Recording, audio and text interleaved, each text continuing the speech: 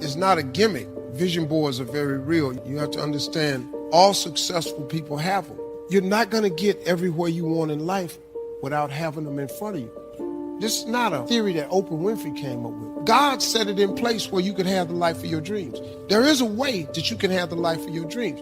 Learn the principles of success. Ain't nobody coming up with no new stuff. All of that information is in Proverbs. But since Proverbs is hard to understand, people have self-help books, Power of Positive Thinking, Think and Grow Rich. All this stuff come out the Bible. Write the vision so that he who reads it will run to it. For surely it will come at an appointed time. That's in everybody's Bible. That ain't in the rich people's copy, but it's right there. If you don't do it, it's too hard. It's almost impossible. How many of you ever decided not to do something based upon an assumption? That's why it's important for us to be strategic and being able to tell the story to distract, dispute, and inspire them to say yes to a new opportunity in their lives. I had such a tremendous inferiority complex. There's no enemy within. The enemy outside can do us no harm. And so as you look at your dreams, it's very important to retrain your thinking. I can see your giftings and your talents, and I can see your joy, and I can see how wonderful you are. What I cannot see me. So sometimes you can see what everybody else has got going on, but you can't see you. We search for people who will help us see ourselves. Now quit telling yourself what you can't do. All that's doing is draining your strength. You're going to discover, like I did, you're going to have strength that you didn't know you had. When you need it, God's grace is going to help you do what you didn't think you could do. Now the key is, don't cancel it out with weak thinking. Every morning when you wake up, you need to power up. Get your mind going in the right direction. This is going to be a good day. I can handle anything that comes my way. I am strong. I am confident. I have the favor of God. Angels are watching after me. I'm excited about my future. At the start of the day, you need to set your mind for victory. Don't let just any thoughts play. You have to think thoughts on purpose. If you wake up and just think whatever comes to mind, thoughts will tell you, you have too many problems. You're too tired. You'll never overcome this obstacle. Nothing good is going to happen today. If you don't set the tone for the day, negative thoughts will set them for you. Before you check the phone, before you read your email, before you see what the weather is like, you need to think on purpose, power thought, victory thoughts, abundance thoughts, can-do thoughts. Psalm 125 says, God will be good to those who are in tune with Him. Notice you can be in tune with God or you can be out of tune. The way you get in tune is by thinking victorious, overcoming faith-filled thought. If you go around thinking, I'll never get well, this depression, this anxiety, this addiction is going to hinder me all of my life, unfortunately, you're not in tune with God. You can't find anywhere in the scripture where God says, I'm weak, I'm discouraged, I'm afraid, the enemy's getting the best of me. God says, I am all powerful. I spoke worlds into existence. I flung stars into space. Moses asked God what his name was. God said, my name is I Am. He was saying, I am everything. I am strength. I am healing. I am provision. I am protection. I am abundance. I am favor. When God said, let there be light, it came at 186,000 miles per second. One angel in the Old Testament destroyed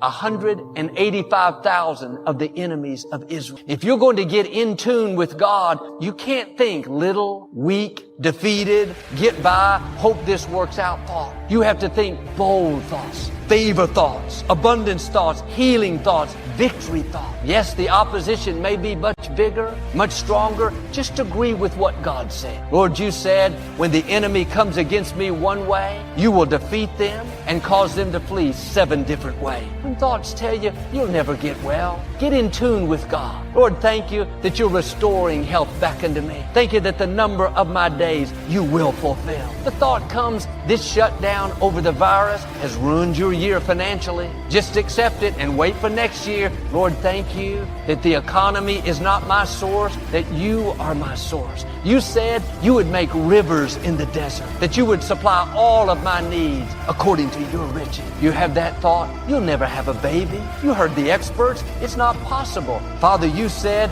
what's impossible with people is possible with you. You said you'd make the barren woman a happy mother of children. So Father, thank you that my baby is on the way. The way to get in tune with God is to think what He says about you. Not what you feel, not what the experts say, not what the economy says, but what the Most High God has spoken over you. The scripture says, whose report will you believe? What the 10 spies are saying? The negative report? Telling you what you can't do? How it's too tough? Or what Joshua and Caleb are saying? How you are well able? When my father went to be with the Lord and I stepped up to pastor the church, every thought told me that I couldn't do it, that I wasn't qualified, didn't have the training, I was too quiet. If I would have believed that report, I would have missed my destiny. That's why the scripture says, be careful what you think. It gives us a warning. Your thoughts are setting the limits for your life. All that came to my mind were fearful, intimidating, negative thoughts. I did what I'm asking you to do. I didn't just think those thoughts because they showed up. I didn't dwell on them and think they were the truth. I tuned them out and got in tune with God. On purpose, I thought, I can do all things through Christ. I am strong in the Lord. I've been raised up for such a time as this. Father, thank you that I'm equipped, empowered, and anointed. Thoughts told me, nobody's going to listen to you, Joel. You don't have anything to say. Instead of believing those lies, I said, Father, thank you that your favor is causing me to stand out. That people are going to like me. They're going to be drawn to me. When they turn me on, they can't turn me off. If I had not got in tune with God and thought these power thoughts, I wouldn't be here. When Adam and Eve were in the Garden of Eden, they ate the forbidden fruit that God told them not to eat. Then they ran and hid. God came looking for them, said, Adam, where are you? Adam said, we're hiding because we're naked. God said, Adam, who told you you were naked? God knew the enemy had been talking to them. God is saying to you, who told you you're not qualified? Who told you you've made too many mistakes? Who told you that you come from the wrong family, that you'll never be successful? Those are the wrong voices. You need to tune that out and get in tune with God. When thoughts tell you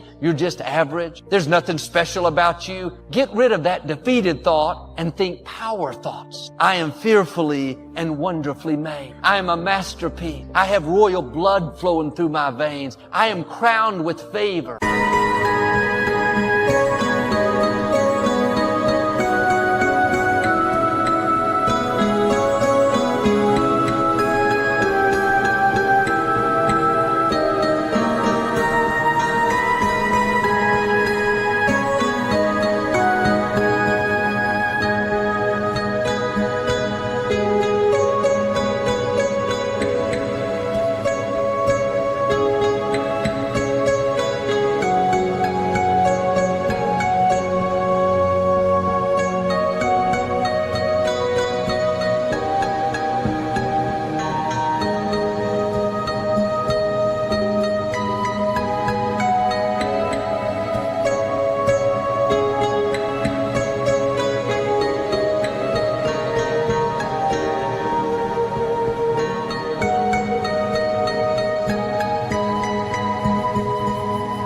I will leave my mark. If you'll get in tune with God, He'll open doors that no person can shut. He'll take you where you can't go on your own. When thoughts tell you you've been through too much, you lost that loved one, the business didn't make it, that friend walked out on you, nothing good is in your future, don't believe those lies. Father, thank you that you have beauty for these ashes. Thank you that what was meant for my harm, you are turning to my advantage. When you're in tune with God, He'll pay you back for the wrong. Isaiah said, God will give you double for the unfair things that have happened. Instead of thinking you've seen your best days, Lord, thank you that double is coming. Thank you that my latter days will be better than my former day. In the scripture, there was a young man named Mephibosheth. He was the grandson of King Saul and the son of Jonathan, David's best friend. Mephibosheth was born into royalty, destined to one day take the throne. But at 5 years old, his grandfather and father were killed in a battle. When word reached his house, the maid that took care of him picked him up and took off running, afraid that the enemy army was going to come after them. In her haste, she accidentally tripped and dropped Mephibosheth. Both of his legs were broken. He became crippled for life. Sometimes well-meaning people can drop you. This nurse had good intention. She was trying to help him, but she dropped him. Years passed. Mephibosheth ended up living in exile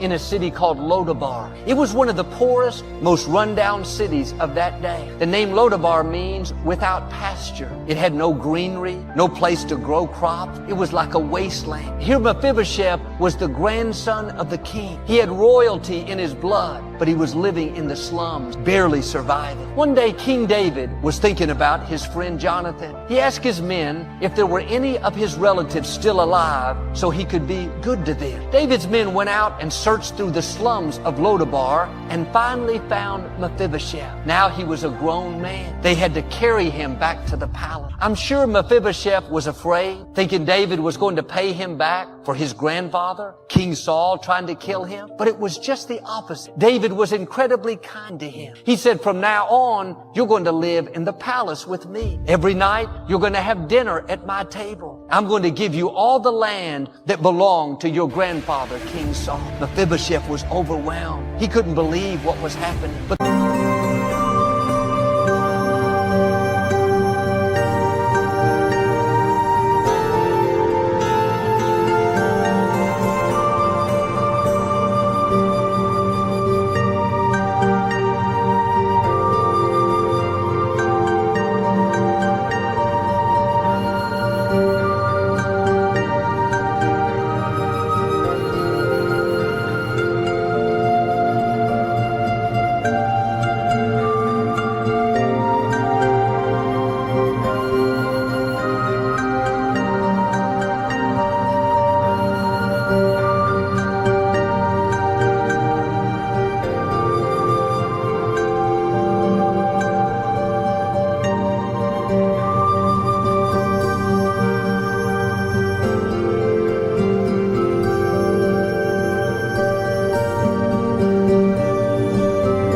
the way he answered shows us why he was living in Lodabar all those years. He said to David, why would you be so kind to a dead dog like me? Notice his thoughts. Weak, defeated. I don't deserve to be blessed. I've had too many bad breaks. People dropped me. I wonder how many of us are doing like Mephibosheth. We are sons and daughters of the Most High God. We have royalty in our blood. We're destined to reign in life. But because somebody dropped us, we went through wrong, disappointments, things that weren't fair, or we made mistakes, we got off course, brought the trouble on ourselves, and now we're living in Lodabar, thinking we don't deserve to be blessed. We just have to sit on the sidelines, accept that our dreams will never come to pass. Can I encourage you? Get rid of that dead dog thinking. Nothing that's happened to you has to keep you from your destiny. No mistake you've made is too much for the mercy of God. You may have had some bad breaks, gone through some failures, but that didn't stop God's plan for your life. Now you have to do your part and quit thinking limited, defeated, unworthy thoughts and start thinking victory thoughts, abundance thoughts, favor thoughts. Put your shoulders back, hold your head up high, and remember who you are and whose you are, a child of the Most High. Get in tune with Him. Like David's men went searching through Lodabar, God is looking for you today. He's saying, I'm about to do a new thing. I'm about to pay you back for the wrongs. I'm about to open new doors, turn negative situations around. You're going to be amazed at the goodness of God. I'm asking you to pay attention to what you're thinking. You are drawing in what you're constantly dwelling on. Your thoughts are running your life. Is what you're thinking about what you want? Are you thinking weak, defeated, I can't do it thoughts? Or are you thinking power thoughts? I am well able. God is fighting my battles. Something good is in my future. Don't be like the 10 spies. The 80% that are negative, stand out in the crowd. Be a Joshua. Be a Caleb and think victory thought. If you'll do this, I believe and declare, like God did for them, you're going to make it into your promised land. You're going to see God show out in your life. Like Mephibosheth, everything you've lost, God is about to restore. The health, the finances, the dreams, they're going to come looking for you